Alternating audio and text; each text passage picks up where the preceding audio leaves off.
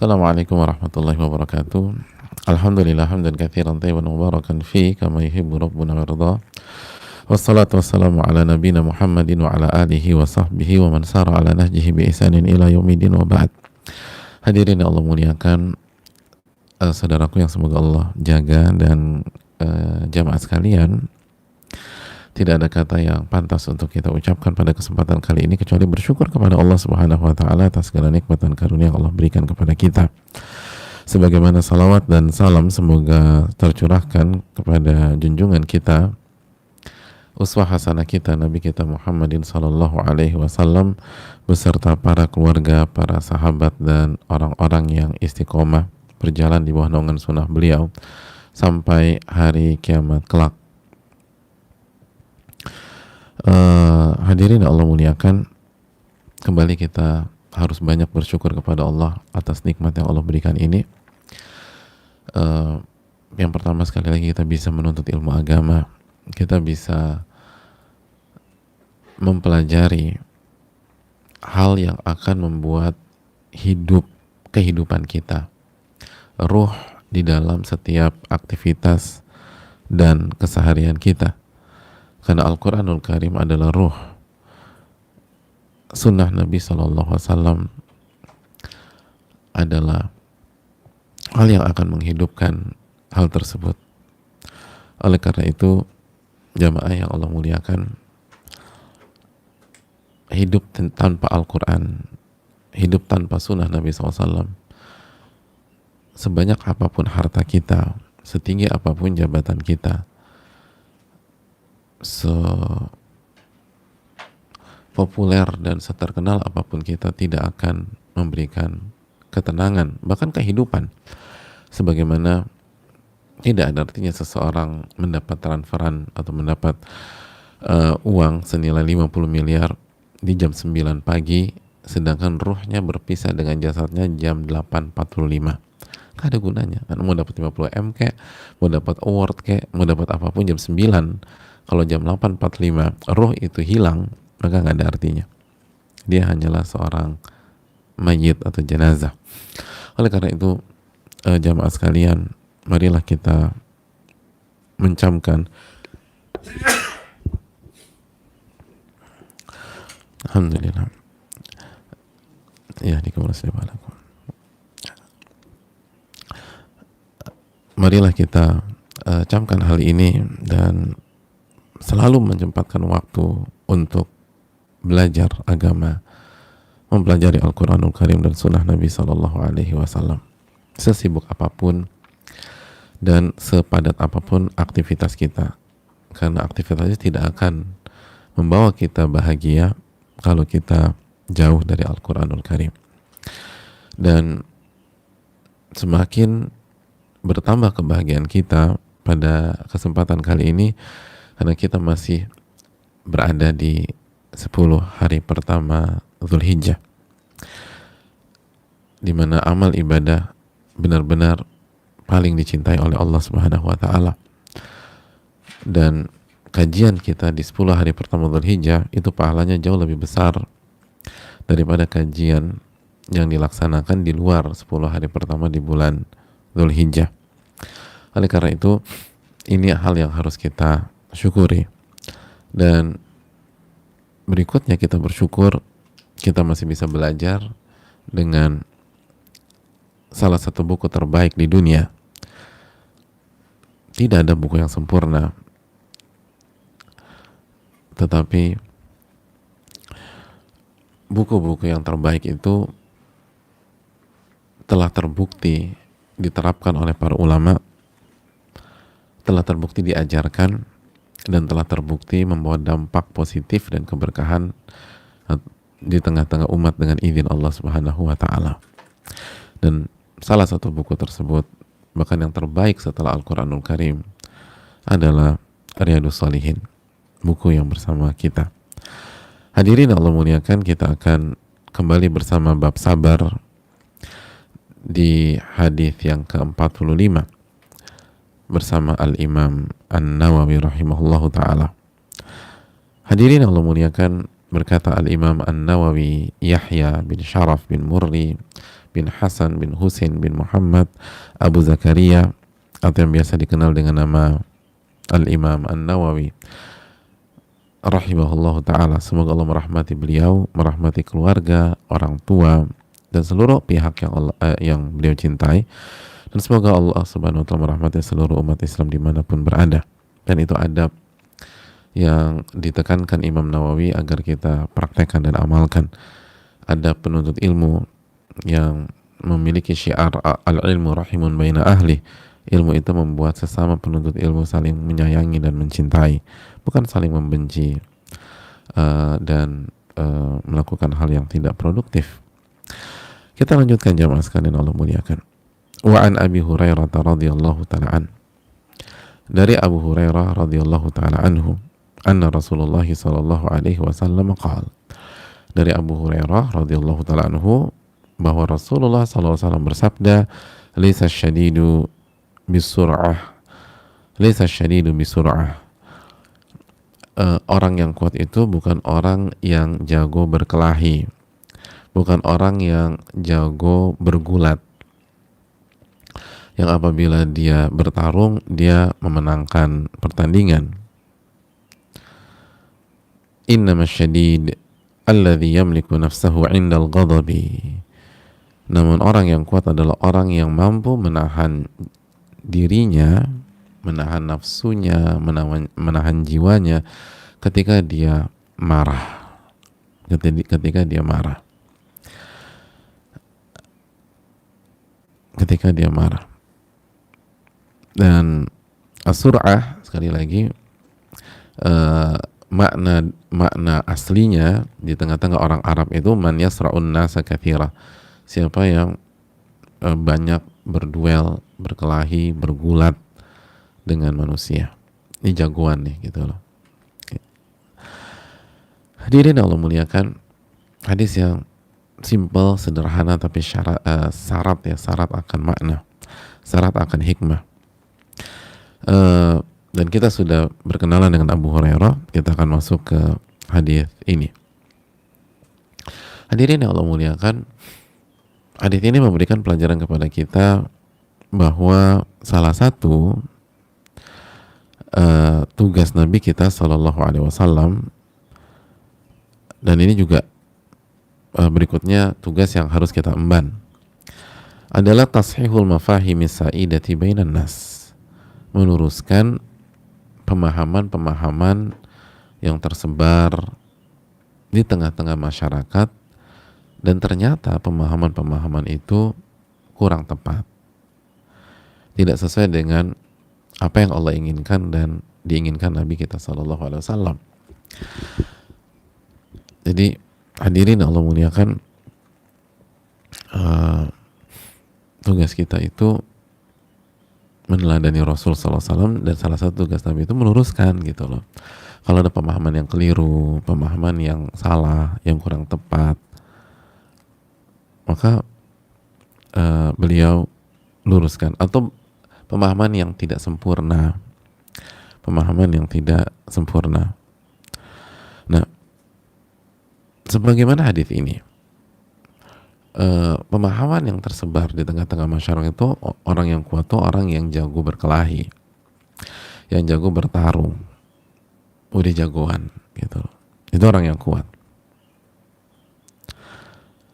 Dan ternyata bukan demikian. Orang yang kuat itu orang yang bisa menahan dirinya, emosinya ketika sedang marah. Ketika sedang marah. Dan tentu saja bahwa jika digabungkan itu lebih afdal, itu tingkatan tertinggi.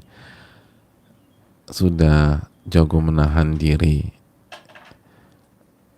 pada saat marah dan emosi, plus jagoan dalam arti positif, gitu loh.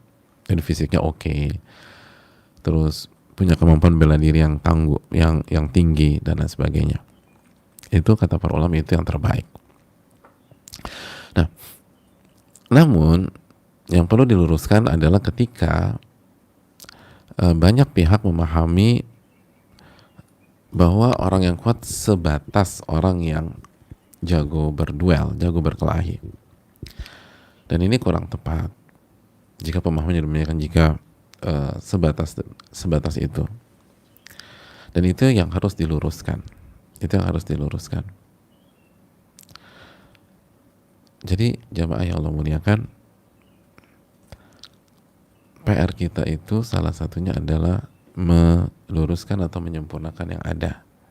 Jika tidak sesuai dengan Al-Quran dan Sunnah Nabi Shallallahu Alaihi Wasallam, bukan terbawa arus, bukan semata-mata ikut tren, mengikuti yang sedang hits atau yang sedang hype. Enggak. Orang-orang yang mengikuti tuntunan Nabi SAW itu punya prinsip. Dia tidak ke kanan hanya karena mayoritas manusia ke kanan, dan dia tidak ke kiri hanya sebatas ketika mayoritas manusia itu ke kiri. Dia akan ke kanan karena Allah yang perintahkan ke kanan. Mau manusia ke kanan kayak ke kiri kayak itu bukan urusan dia. Dan dia akan ke kiri ketika Allah dan Rasulnya memerintahkan ke kiri. Mau manusia ke kiri kayak atau manusia nggak ke kiri kayak itu bukan urusan dia. Karena parameter dia adalah kembali kepada Al-Quranul Karim dan Sunnah Nabi Sallallahu Alaihi Wasallam. Jadi hadirin Allah muliakan, ini yang perlu kita camkan bersama-sama. Apalagi khususnya ketika kita berusaha hijrah, kita harus punya prinsip, dan prinsip kita kembali kepada Al-Quranul Karim dan Sunnah Nabi SAW dengan pemahaman yang benar. Bukan menelan mentah-mentah apa yang sedang populer atau apa yang selama ini dipahami oleh masyarakat tanpa melakukan cross check. Apakah benar nih gitu loh, ini ada sesuai dengan Al-Quranul Karim, sesuai dengan Sunnah Nabi SAW yang sahih. Oh kalau benar ya, kalau enggak maka kita harus berusaha melengkapi dan meluruskan. Itu hal yang perlu kita camkan. Yang berikutnya jamaah sekalian yang Allah muliakan, hadis ini memberikan pelajaran kepada kita agar kita itu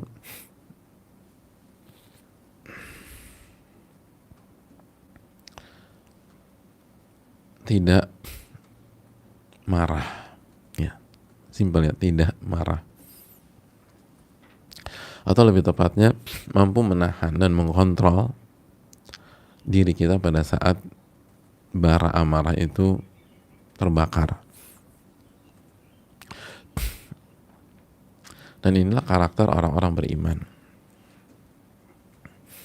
Karakter orang beriman, dia bisa kontrol diri, dia bisa tahan. Makanya kan ketika Nabi SAW didatangi seseorang dalam hadis Bukhari, dan seorang itu bilang, ausini, ya Allah, Rasulullah kasih wasiat kepadaku, kasih nasihat kepada aku. Apa kata Nabi SAW?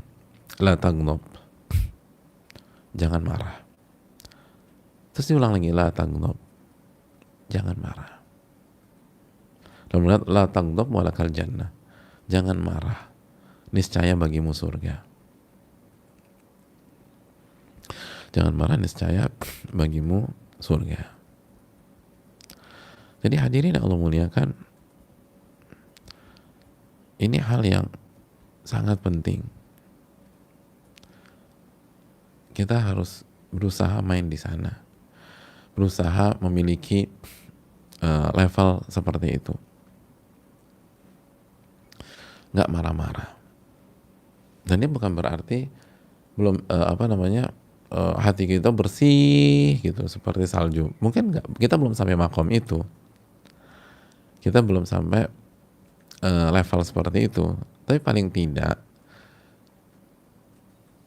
kita harus menahan diri ketika api amarah itu berkobar. Tahan.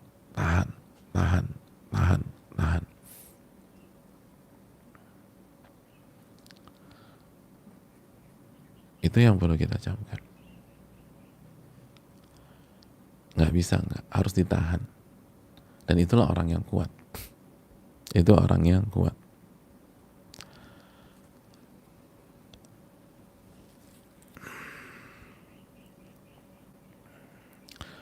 jagoan tuh itu, dia bisa nahan pada saat dia marah.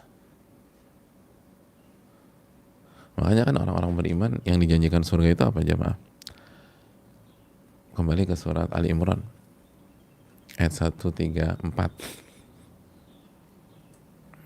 Kita masuk dulu 133-nya. Wasari'u ila magfiratin min rabbikum wa jannatin 'arduha as-samawati wal ard u'iddat lil muttaqin. Wasari'u, dan bersegeralah menuju ampunan Allah dan surga yang lebarnya seluas langit dan bumi. Dipersiapkan untuk siapa? U'iddat lil muttaqin. Dipersiapkan untuk orang-orang yang bertakwa. Lalu siapa mereka? Siapa orang yang bertakwa? Alladzina yunfiquna fis sarra'i wa dharra. Itu orang-orang yang berinfak di saat lapang dan di saat susah. Alladzina yunfiquna fis sarra'i wa dharra. Terus berikutnya apa? Wal kadhimin al-ghaidh. Dan orang-orang yang bisa nahan amarahnya. Orang-orang yang bisa menahan amarahnya. Orang-orang yang bisa menahan amarahnya. Wal 'afina 'anil nas. Dan bisa memaafkan manusia. Wallahu yuhibbul muhsinin. Dan Allah mencintai orang-orang yang berbuat baik. Allah mencintai orang-orang yang bisa melakukan ihsan. Jadi yang Allah persiapkan surga adalah orang-orang yang punya karakter jago nahan marah. Itu yang Allah siapkan. Wal kadhimin al-ghaidh. Jago nahan marah. Jadi kalau kita ingin masuk surga, sifat ini harus ada. Sifat ini harus ada. Nahan. Makanya bukan dilepas. Sebagaimana dipikir oleh sebagian pihak.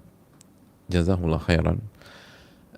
Kita berterima kasih dengan upaya semua pihak untuk bisa membantu, misalnya orang yang lagi marah dan seterusnya, udah luapin aja atau disalurkan, pokoknya harus disalurkan. Enggak, harus dikendalikan, bukan disalurkan. Yamliku nafsa, dikuasai, dikendalikan, diredam, ditahan. Dan itulah sabar, ditahan, bukan dilepaskan.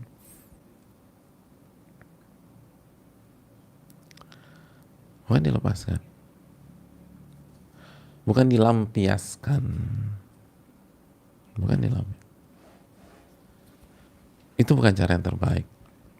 Walaupun mungkin cara-cara seperti itu, selama nggak zolimin pihak lain, itu nggak dilarang. Contoh misalnya, udah lu ikut gua, mau ngapain? Kita latihan nembak aja, udah lampiasin di situ. Bener, sudah dadar gitu.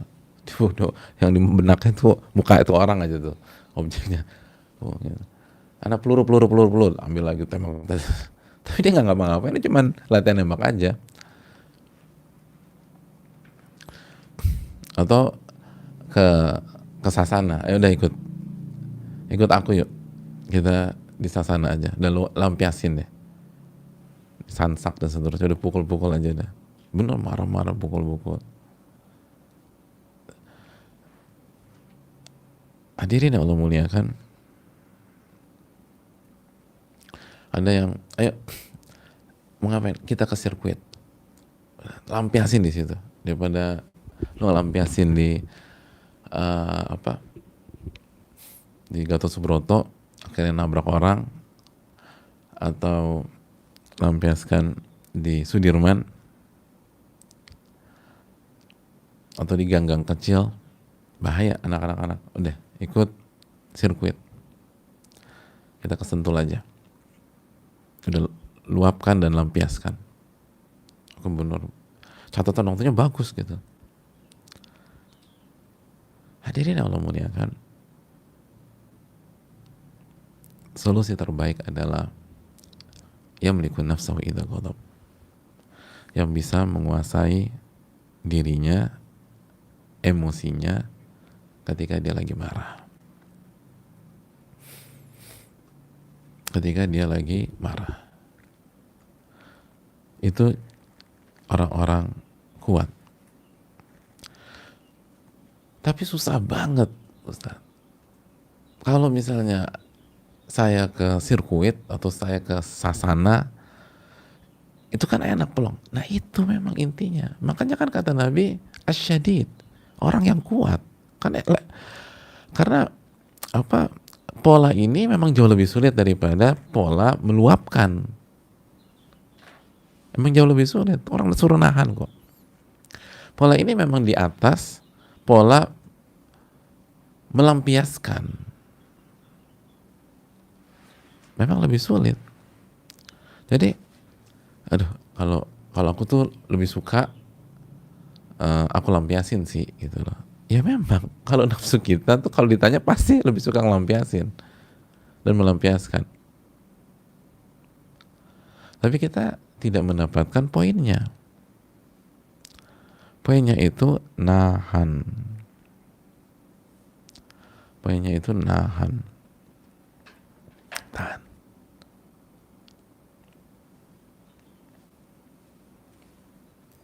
Bukan diluapkan, dilampiaskan, dan seterusnya. Walaupun kita nggak mengatakan itu haram misalnya, kalau memang aktivitasnya mubah-mubah aja. Nah biar untuk meredam, kan susah banget nahannya. Nah itulah kita butuh merenungkan surat An-Nahl ayat 127. Ketika Allah Subhanahu wa taala berfirman, wasbir wa ma sabruka illa billah. Dan bersabarlah. Dan bersabarlah. Wa ma sabruka illa billah. Dan tidaklah kesabaranmu kecuali dengan pertolongan Allah. Wala tahzan alaihim. Dan jangan sedih atas mereka. Wala taku fi dhaiqin mimma yamkurun. Dan jangan engkau merasa sesek karena makar mereka yang mereka buat. Karena ucapan-ucapan mereka. Makar-makar mereka. Upaya mereka menjatuhkan Anda. Wala taku fi dhaiqin mimma yamkurun. Jadi Allah mengatakan wasbir wa ma sabruka illa billah. Sabar. Dan tidaklah kesabaranmu kecuali dengan pertolongan Allah. An-Nahl ayat 127. Jadi An-Nahl ayat 127. Lalu apa kata Allah dalam ayat berikutnya 128? Innallaha ma'al ladzina ittaqau. Innallaha ma'al ladzina ittaqau wal ladzina hum muhsinun. Sesungguhnya Allah bersama orang-orang yang bertakwa dan orang-orang yang senantiasa berbuat baik. Lihat, kalau kita bisa nahan, bisa menguasai, bisa mengontrol, otomatis kita akan bisa hadapi itu dengan ketakwaan. Dan resikonya paling kecil. Beda dengan meluapkan dan melampiaskan.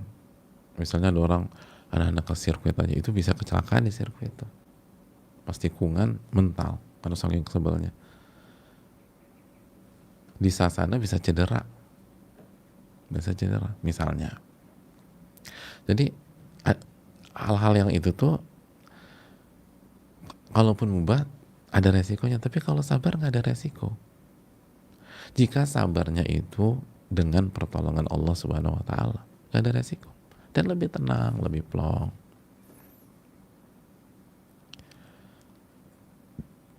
Makanya minta pertolongan kepada Allah. Minta pertolongan kepada Allah. Wasbir wa ma sabruka illa billah. Jangan sedih dan jangan sesek terhadap apa yang mereka lakukan. Allah itu bersama orang-orang yang bertakwa dan orang-orang yang berbuat baik. Jadi kembalikan ke Allah. Kita yang jadi masalah. Kenapa susah banget nahan? Kita ngandelin diri kita, itu poinnya. kita ngandelin orang lain. Pokoknya lo harus temenin gue malam ini ya, lo harus temenin gue. Kenapa? Gue lagi kesel, gue nggak tahu nih kalau gue sendirian gue bisa nekat. Nah itu ngandelin orang. Pokoknya jangan pulang dulu ya, jangan pada bubar ya. Pokoknya semua harus temenin aku hari ini. Kenapa sih? Aku takut nekat. Nah itu jemaah. Ketika hati mengandalkan orang, mengandalkan makhluk, maka itu yang jadi masalah. Kesannya sih fine-fine aja, tapi itu hanya menghasilkan hati yang rapuh. Sedangkan Allah bilang wasbir wa ma sabruka illa billah. Tapi kan saya butuh nasihat. Iya, kalaupun butuh dengan orang, cari orang-orang yang bisa menjadi jembatan antara kita dengan Allah. Bukan kita bertawakal sama orang tersebut. Bukan kita bergantung sama itu orang. Kita bisa tanya ahli ilmu misalnya, tolong nasihati saya Ustadz gitu loh. Nah, disuruh sholat, disuruh zikir dan seterusnya. Kan demikian. Itu jamaah sekalian Allah muliakan.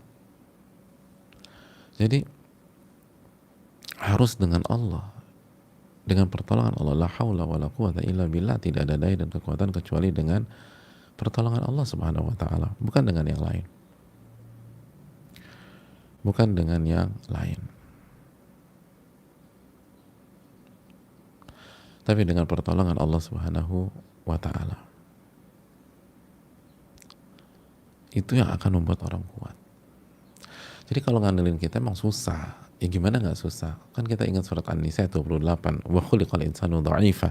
Manusia itu memang diciptakan dalam kondisi lemah. Ya gak bisa kita nahan emosi dan amarah dengan kemampuan kita. Gak bisa. Makanya andalkan kekuatan Allah. Bukan diri kita. Kekuatan Allah. Wasbir wa ma sabruka illa billah. Allah al-qawi dzul quwwatil matin. Allah itu yang maha kuat.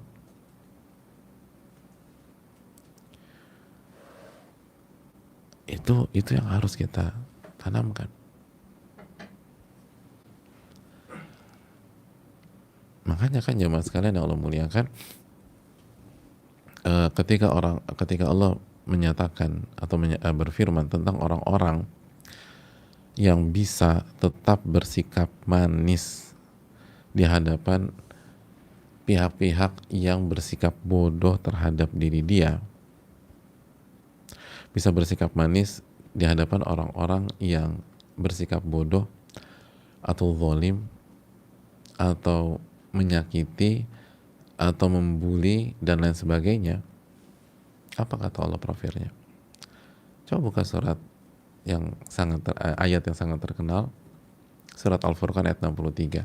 Ketika Allah berfirman, wa ibadur rahmanil ladzina yamshuna 'alal ardi hauna wa idza khatabahumul jahiluna qalu salama. Wa ibadur rahman, hamba-hamba rahman, ibadur rahman, orang-orang yang beribadah kepada Ar-Rahman, orang-orang yang mentauhidkan Allah subhanahu wa ta'ala, yang berharap hanya kepada Allah, yang meminta hanya kepada Allah, berdoa kepada Allah,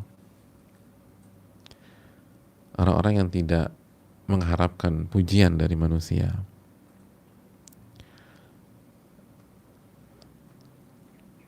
Apa yang mereka lakukan? Wa ibadur rahmanil ladzina yamshuna 'alal ardi hauna, yang berjalan di atas permukaan bumi dengan hauna, dengan kerendahan.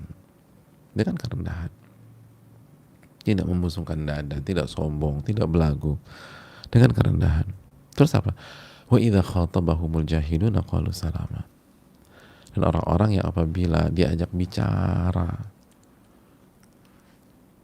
atau disikapi orang-orang yang bersikap bodoh.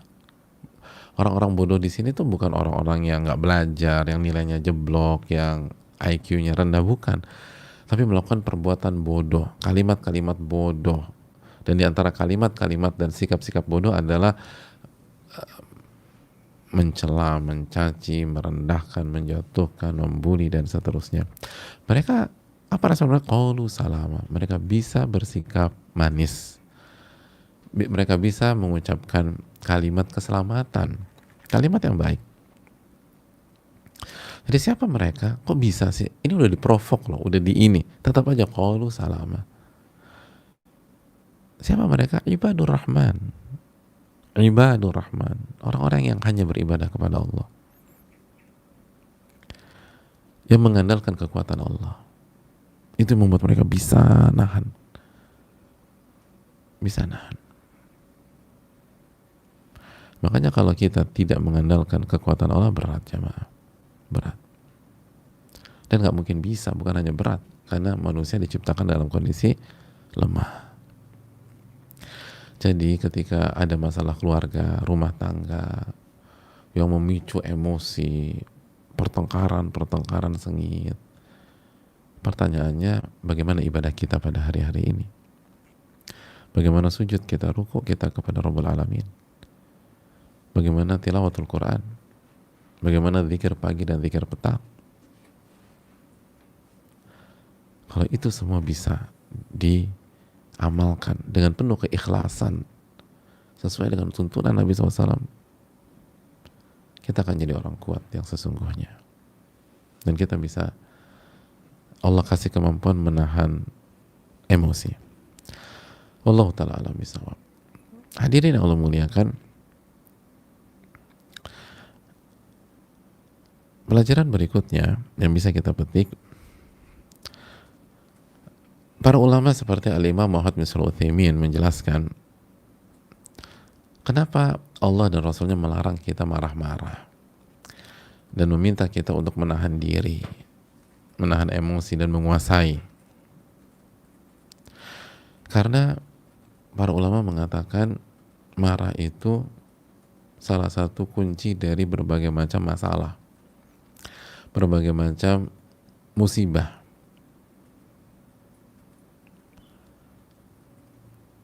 Berbagai macam kasus-kasus yang harusnya nggak terjadi jadi terjadi itu gara-gara marah awalnya. Marah itu bisa membuat barang-barang pecah atau rusak gitu ya. Gitu. Istri marah sama-sama dibanting handphonenya, bang. Gitu.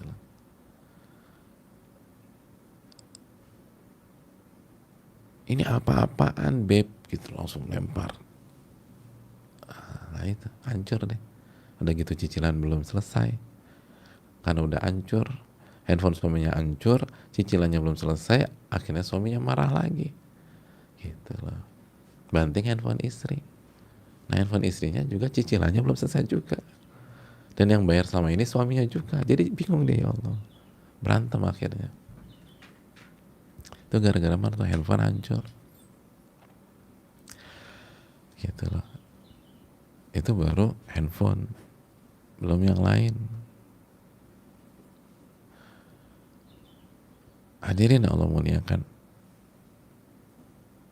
karena marah orang bisa nyakiti, bisa melukai saudaranya, bahkan membunuh saudaranya. Gara-gara marah itu seorang anak bisa bentak-bentak ayah dan ibunya, atau ayah dan ibu bisa mukul anaknya, mukul. Dan padahal anaknya nggak salah, tapi ayahnya lagi banyak masalah di luar, marah-marah gara-gara urusan urusan kantor, pulang ke rumah ngeliat anak salah sedikit aja gitu, udah tampar, naudzubillah. Jadi ini gara-gara marah. Ini gara-gara marah. Banyak kasus pembunuhan kan gara-gara dendam. Dendam tuh kenapa? Ya marah. Jamaah yang Allah muliakan, marah tuh bahaya sekali. Sampai-sampai kata para ulama, kata Syekh Utsaimin rahimahullah, itu Nabi atau dalam agama kita,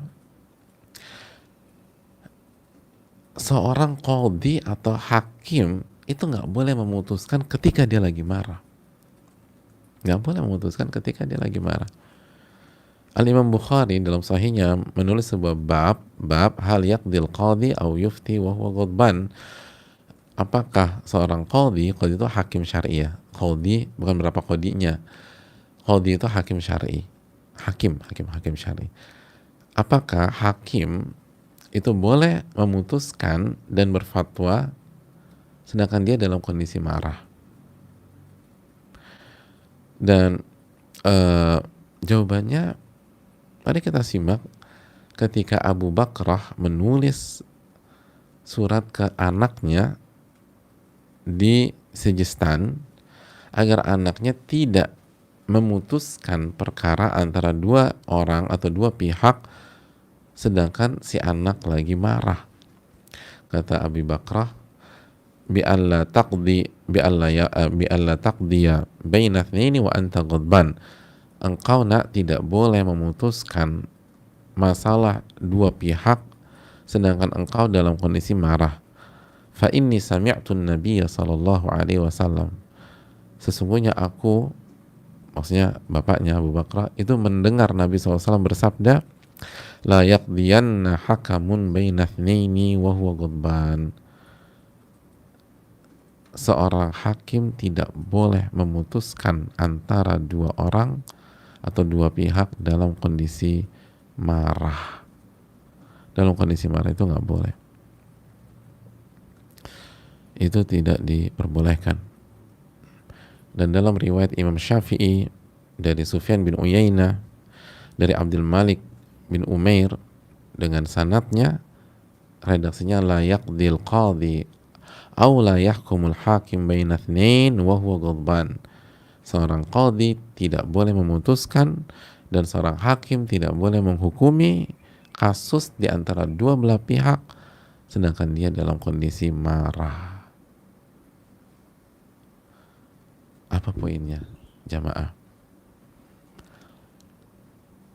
Seorang hakim itu atau seorang qadhi itu tidak mungkin diangkat jadi hakim atau nggak mungkin diangkat jadi qadhi kecuali dia punya ilmu yang matang, ilmu yang tinggi, dan ketakwaan yang tinggi. Gitu dalam Islam. Ilmu yang matang, ketakwaan yang tinggi. Orang sekali beritu aja nggak boleh mutusin kalau marah. Gitu maksud ulama itu gitu. Orang yang selevel itu ilmunya tinggi, ketakwaannya luar biasa, jaga sholat, puasa, zikir, dan lain-lain. Itu kalau lagi marah nggak boleh mutusin sesuatu. Kalau lagi marah nggak boleh putus sesuatu. Ya apalagi kita yang ilmunya pas-pasan. Ilmunya Riyadhus Shalihin baru sampai hadis yang ke-40-an. Kita udah sampai hadis ke-4 berapa? Nah, 45. 45. Dari 45 absennya berapa kali? Absenku tuh alhamdulillah Pak Ustadz, aku masih ikut kajian rutin. Buku itu tuh aku cuman absen 40 kali, Masya Allah, sampai selesai. Enggak, sampai hadis 45. Jadi cuma 5 pertemuan datangnya, yang lain absen. Terus dia bisa selesaikan masalahnya dengan marah-marah gitu? Ya nggak bisa lah. Oh ini hakim nggak boleh putuskan kalau lagi marah, nggak boleh. Dan hakim nggak boleh bilang tenang, saya punya ilmu, saya udah khatam Bidayatul Mujtahid, saya udah khatam segala. Atau misalnya hakimnya madzhab Syafi'i, saya udah khatam Raudhah misalnya, saya bisa, tenang, nggak usah khawatir. Lo nggak boleh, lagi marah nggak boleh menghukumi, nggak boleh memutuskan. Gitu jemaah sekalian.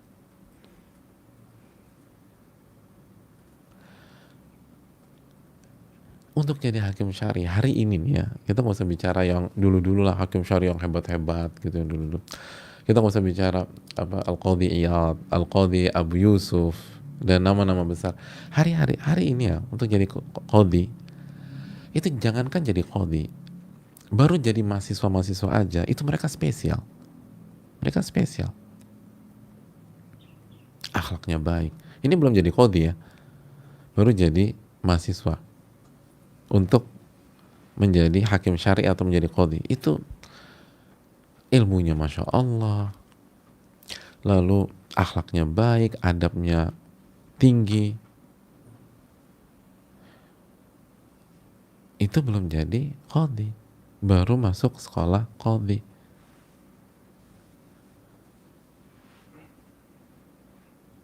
Dan secara pribadi saya mengenal beberapa mereka. Secara pribadi saya mengenal beberapa bukan beberapa, satu dua ya, puluhan dari mereka. Dan ilmunya Masya Allah, adab dan akhlaknya luar biasa. Itu baru jadi mahasiswa, belum jadi hakim syar'i, jadi qadhi. Itu saja, kalau lagi marah nggak boleh mutusin sesuatu, karena bahaya besar, rentan. Jadi coba kita renungkan, nih marah bahaya nih, bahaya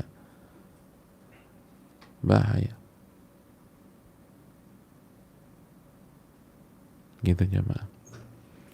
Apalagi kita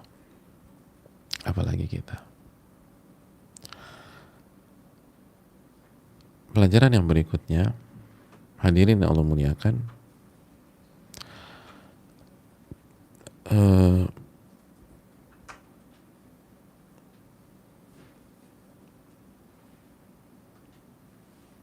hadits ini memberikan pelajaran bahwa kekuatan yang hakiki, yang sejati adalah quwwatun dakhiliyah, ma'nawiyah, yataghallabu biha al-insanu 'ala syaitan. Itu kata Al-Imam Muhammad bin Shalih Al-Utsaimin, kekuatan yang ada di dalam diri kita, maknawi. Jadi kekuatan dari dalam dan maknawi, yang dengannya seseorang bisa mengalahkan syaitan yang yang kerjaannya adalah melemparkan bara-bara api atau mematik bara-bara api tersebut sehingga kita marah-marah. Itu kekuatan sejati. Oleh karena itu hadirin Allah muliakan, kekuatan sejati itu bukanlah kekuatan fisik, gitu loh, semata. Makanya bukan yang jago berantem semata, bukan yang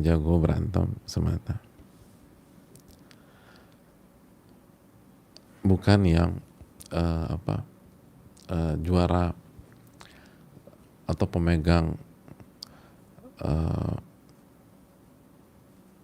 sabuk hitam misalnya, dan 2 dan 3 kukiwon misalnya.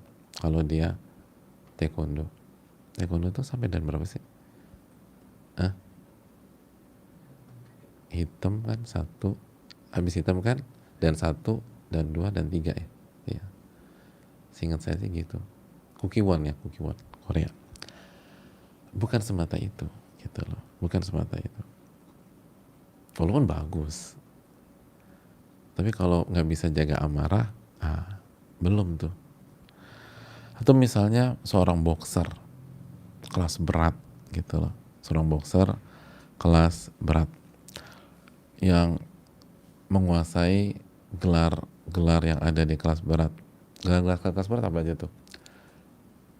WBA gitu. Pakai spelling Indonesia aja, WBA. Terus WBC, IBF, terus apa lagi? WBO. Benar nggak tuh? Ya, iya itu gelar-gelar kelas berat ya, gelar-gelar kelas berat. Kalau nggak salah. Bukan sebatas itu hadirin yang Allah muliakan. Atau juara MMA misalnya, UFC gitu kan ya. Iya, Bukan itu orang yang kuat. Kekuatan sejati itu kekuatan dalam, bukan semata-mata fisik. Bukan semata-mata fisik dan menguasai gelar-gelar tersebut. Atau sampai ke tingkat kemampuan bela diri itu. Walaupun, sekali lagi catatan, kalau bisa digabungkan antara kekuatan dalam, maknawi, menahan emosi, dan kekuatan fisik, itu kemampuan bela diri yang tangguh, bahkan menjadi seorang master class di sebuah cabang bela diri tadi, dan 3 kukiwon, tapi ibadahnya oke, nahannya tuh luar biasa.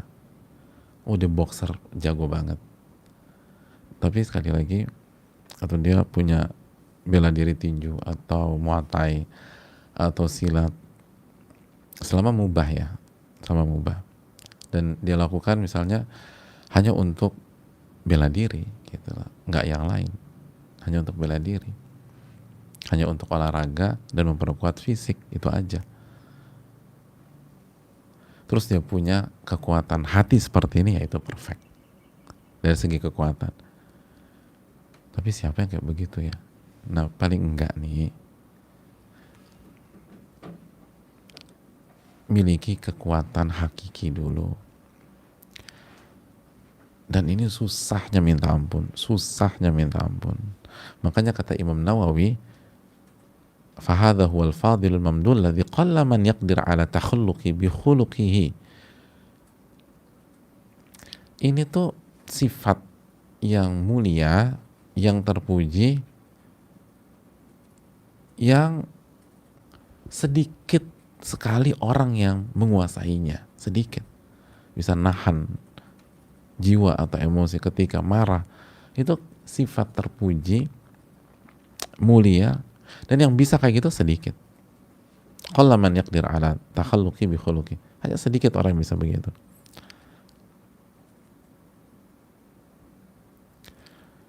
Oleh karena itu,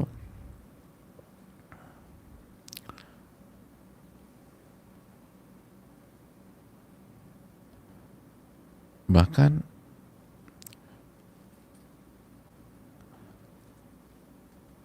yang punya kemampuan ini itu jauh lebih sedikit daripada yang punya kekuatan fisik gitu loh. Jadi orang-orang kuat secara hati itu jumlahnya itu jauh lebih sedikit dibanding orang-orang kuat secara fisik. Secara fisik itu, dihitung semua orang-orang kuat secara fisik, semua sasana dikumpulkan, padepokan dikumpulkan, gym dikumpulkan, terus cabang olahraga dikumpulkan, semuanya tuh. Terus di satu sisi dikumpulkanlah orang-orang yang punya hati bersih gitu loh, yang bisa nahan, yang selalu minta pertolongan kepada Allah. Jumlahnya sangat jauh lebih sedikit orang-orang yang punya kekuatan hati tersebut, tanpa meremehkan kekuatan fisik. Kekuatan fisik penting, tapi kata Imam Nawawi, ini lebih langka, ini lebih langka. Dan sesuatu yang lebih sedikit itu otomatis value-nya semakin tinggi, value-nya semakin tinggi. Kenapa harga tanah bagus untuk investasi dan enggak? Karena tanah kan terbatas, itu aja. Beda dengan yang lain, tanah nggak bisa diproduksi, terbatas, jumlahnya sedikit, makanya mahal gitu jemaah. Allah ta'ala alam bisawab. Ya. Dan ini yang perlu kita camkan, jangan marah, dan kalau terbakar tahan. Berat, iya berat, karena disitulah letak kekuatan. Kan uji kekuatan harus ketemu yang berat. Kalau yang ringan itu mah bukan kekuatan. Kalau ringan bukan kekuatan. Gimana caranya? Minta pertolongan kepada Allah. Wasbir wa ma sabruka illa billah. dan bersabarlah dan dan janganlah kesabaran Anda kecuali dengan pertolongan Allah Subhanahu wa taala. Itu yang perlu kita camkan jamaah sekalian yang Allah muliakan. Dan terakhir ada sebuah hadis yang diriwayatkan dari Nabi SAW dalam riwayat Imam Ahmad. Hadisnya diterangkan banyak ulama muhakkik, sanadnya lemah. Tapi dibawakan sebagian ulama karena maknanya benar. Tapi jadi sanadnya lemah. Kemungkinan ini bukan sabda Nabi SAW, tapi maknanya benar. Bunyinya begini: as-sur'atu kullu sur'ah.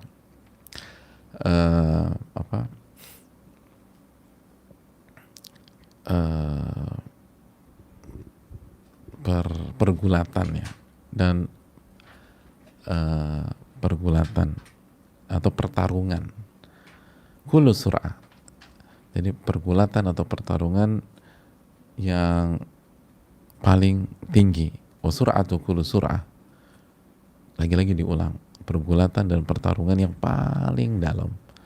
Ar-rajul alladhi yaghdab, yaitu ketika seseorang dia sedang marah. Fashtaddu ghadabuh, lalu marahnya benar-benar memuncak di dalam dirinya. Wa yahmarru wajhuh, dan pada saat itu wajahnya sudah memerah. Waqsha'irru sya'ruhu, dan bulu-bulunya itu sudah ini sudah terbawa suasana semua. Apa yang terjadi ketika kondisi demikian? Fayasra'u nafsah, lalu dia bertarung melawan dirinya sendiri. Itu bertarung, fayasra'u nafsah, bergulat dengan dirinya sendiri. Ini menunjukkan memang harus dilawan diri kita, dan beratnya minta ampun, susahnya luar biasa, tapi harus dilawan. Makanya pakai bahasa fayasra'u nafsah, dia harus berkelahi dengan dirinya sendiri, berkelahi, bertarung, dan bergulat. Itu yang perlu kita renungkan. Dan terakhir, ini bukan berarti dan tidak ada maksud untuk tidak mengapresiasi semua pihak yang secara konsisten dan istiqomah menjaga kekuatan fisik. Enggak. Menjaga kekuatan fisik itu penting. Tidak ada maksud untuk meremehkan hal tersebut. Namun hadis ini memberikan pesan agar kita tidak hanya mementingkan kekuatan fisik. Kalau kita bisa menjaga kekuatan fisik kita, seharusnya kita lebih lagi memberikan perhatian dan atensi terhadap kekuatan batin, menahan emosi ketika marah, kekuatan maknawi, menahan ego ketika sedang marah, dan mengendalikannya. Bukan hanya mengendalikan, mengontrol, yamlik, menguasai. Ditahan lalu dikuasai, dikontrol. Dan itu adalah kekuatan sejati. Aku qouli hadza wa astaghfiru wa lakum. Semoga bermanfaat. Wassallallahu ala nabiyina Muhammad.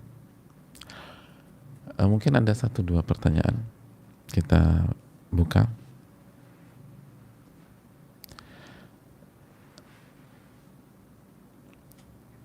Kita masih punya 6 menit insyaallah ta'ala.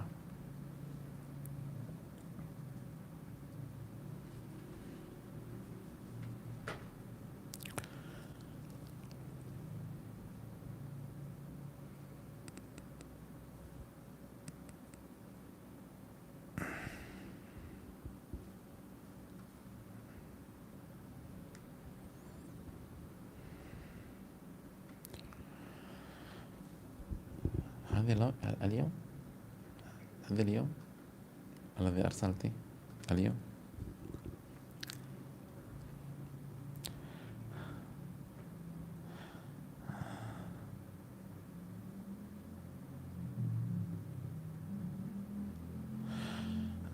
Bismillah, Ustadz dan keluarga beserta tim juga seluruh kaum muslimin yang semoga Allah berkahi dan lindungi. Amin ya rabbal alamin.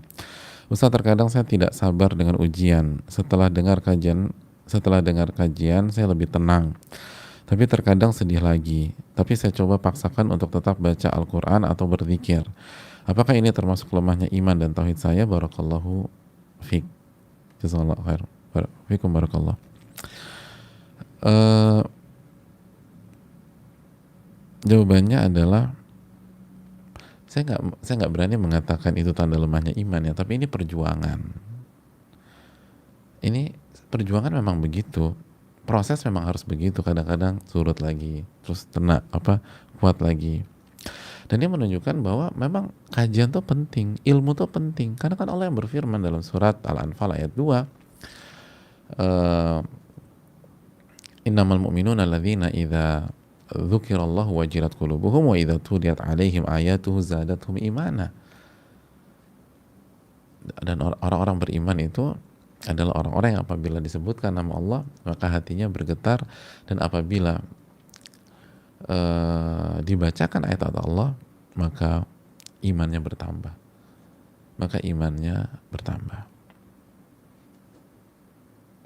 Itu hal yang perlu kita camkan.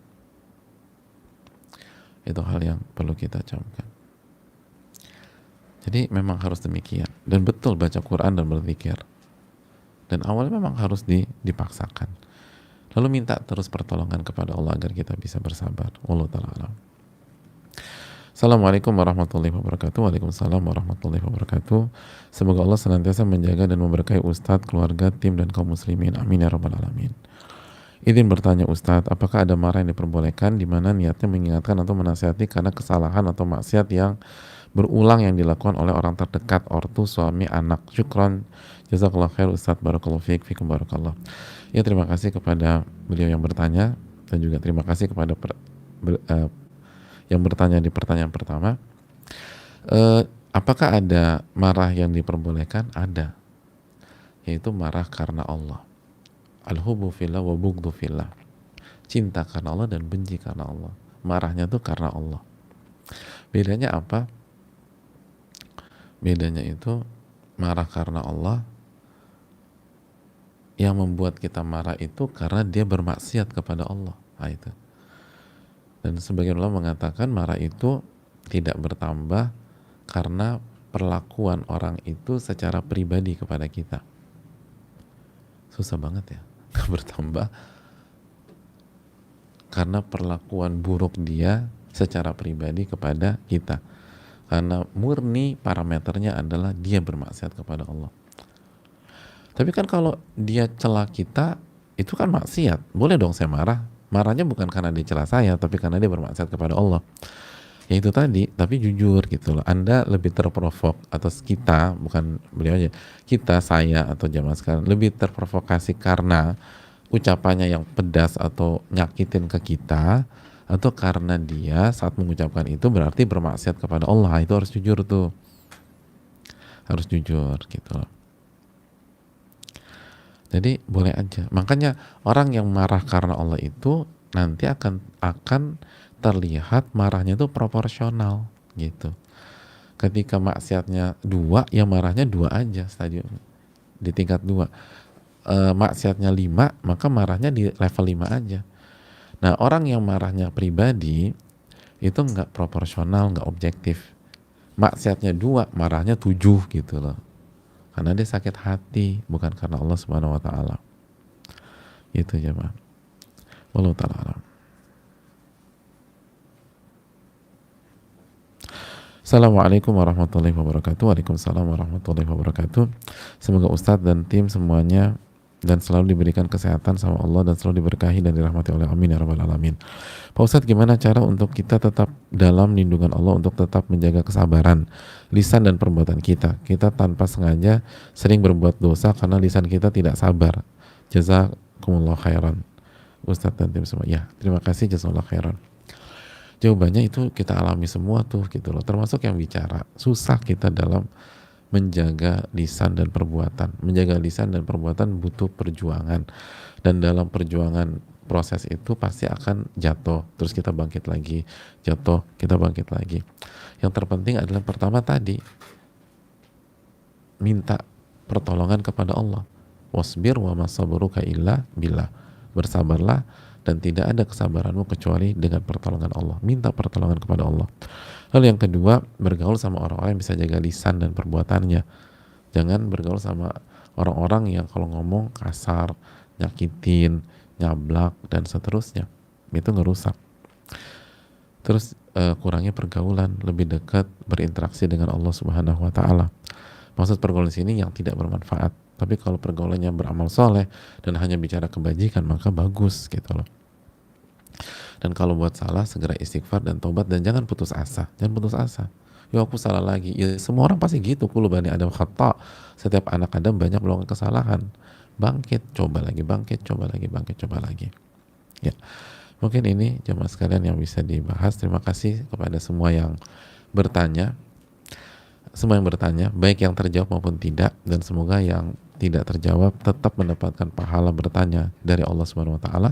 Dan semoga kajian ini bermanfaat buat kita, baik yang berbicara maupun yang mendengarkan, dan semoga kita menjadi orang-orang yang kuat secara fisik, dan terlebih lagi kuat kemampuan mengontrol dan mengendalikan amarah dan hawa nafsu, emosi, khususnya pada saat kita marah.